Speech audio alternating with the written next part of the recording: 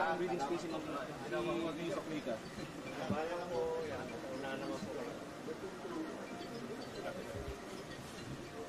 Ma'am, cellphone. Madam, baba po. Madam.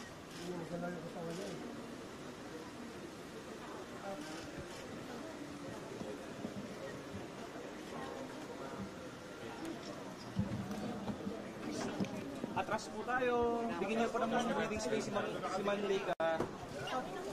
Mga sirs, mga ma'am. Mga sirs, mga ma'am. Bigyan niyo po ng malaking breathing space si Ma'am Lika. Sir, pakiusap.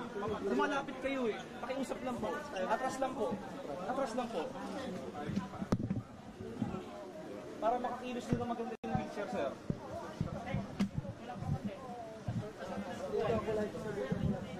Sir, give you enough breathing space po.